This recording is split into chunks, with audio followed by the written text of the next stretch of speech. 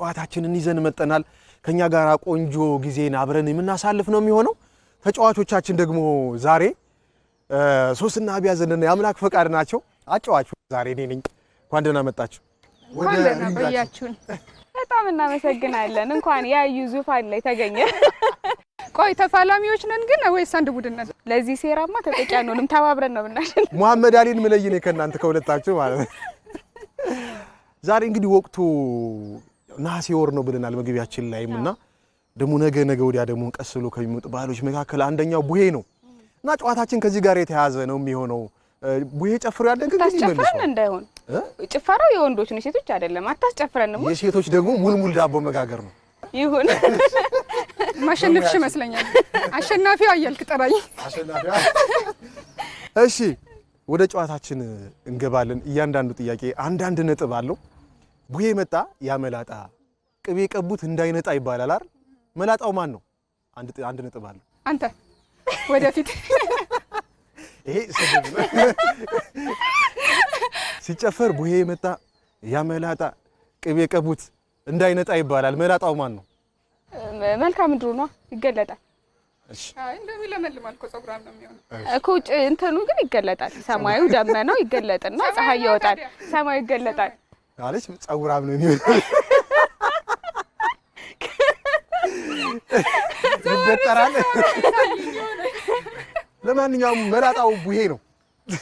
ቃሉ ራሱ ቡሄ መጣ ያመላጣ አይደል ቡሄ ከቡሄ በኋላ ስለሚገለጥ ማለት ነው ፀሐይ ስለሚወጣ ግጥሙ ራሱ እኮ ቡሄ መጣ ያመላጣ ነው የሚለው ስለዚህ ማስተዋል ላይ ትንሽ ችግር አለባችሁ ተረዳሁት እሱን ነው ከዛ ውጪ ቀደም እንዳላችሁትም መልካ ምድሩ ያስኬዳል ያው መልሱ ቡሄ ነው የሚለው ካልሆነ በስተቀር መልካ አየሩ ይሄ ቡሄ የሚለው ትርጓሜ ብርሃን መገለጥ መላጣ የሚል ትርጓሜ ስላለው ቡሄ ራሱ መላጣ ነው ሌላው ደግሞ ቡሄ ሲመጣ የቡሄ ለት ጸጉሩን የተላጨሰ ሕፃን ጸጉሩ አይበቅልም ይባላልና እንዲበቅል ወይ ቅቤ መቀባት አለበት አሊያም ደግሞ በአጓት መታጠብ አለበት ይላሉና ያን ያላደረገ ልጅ መላጣ ሆኖ ይቀራል በደግ ጊዜ ነው በጣም መረጃ ሊህንን አላቅም ነበር እሺ ለማንኛውም የመጀመሪያውን ጥያቄ አጣችኋል ለቦነስ አስቤላችሁ ነበር በቀጣይ ሮብኔ በአጓት ነው ጸጉሬን መታጠብ ለመላጣ እኮ ያው አኬ ምንድን ነው ሰኔ እኮ አለፈ ጸጉሬ ያድግልኛል ምናምን ነገር ሰኔ አልፏል የጨዋታዎቹ ህጎች ግን አልነገርከንም እስካሁን የጨዋታዎቹ ህጎች በየጨዋታው በየዙሩ ይቀያየራሉ መጀመሪያው አንደኛው ዙር ለእያንዳንዳችሁ አንዳንድ ጥያቄ ይቀርብላችኋል ለመጠየቃችሁ ጥያቄ በ15 ሰከንድ ውስጥ መልስ መስጠት ነው ጨራሽ ሰከንድ አነሰች 15 ሰከንድ ቅድም መልካም ምድር ያለ ማን ነበር በቃ ካንቺ እንጀምራለን ለምን ልኮነች እንዴ እሺ ጠይቃለሁ በ15 ሰከንድ ውስጥ መመለስ ነው ዳይሬክተራችን ሰከንድ ይይዝልናል መጠይቃችሁ ጥያቄ ምሳሌያዊ አነጋገር ነው ጨርሱት አይደለም ከመተባበር ጋር የተያያዙ 5 ምሳሌያዊ አነጋገሮችን በ15 ሰከንድ ውስጥ ተናገሩ ነው እሺ ድር ቢያብር አንበሳ ያሰር አንድ አራቱንም ሙሉልኝ ተመልካች በነገራችን ላይ ብዙ ቁጥር የመለሰ ሰው ነጥብ ሙሉ ነጥብ ሊያገኝ ይችላል መሳተፍ እችላለሁ እንዴ አየሷ ብቻ አንድ ረሰከንድ 3 ብትመልሽ አለቀ አምስቱም እሱ ነው ድር ቢያብር ራሱ ነው ያልኩ ነበር የመተባበር እስኪ አለ እንዴ እኮ የዘውትር ጾረት ወይ ምን በየቀው ሁላችንም ጋር አለ ነገር ተፋኛ ድንገት ሲሆን ይጣፋል ቆይ የነቶሎ በቃ ታስጨንቂ ጥያቄ ስላልሆነ ተያትጨነቂ የነቶሎ ቢታጠቁ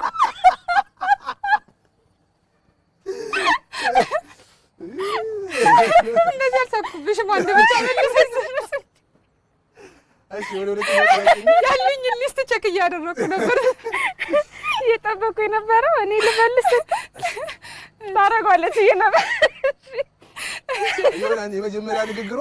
አንቺንም እያሳጣች ትመስላለች አይደል ወይኔ አምላክና በእጅ ያዙት ወርቁ ነውብኝ እኮ እሺ ለማንኛውም ተራው ያንቺ ነው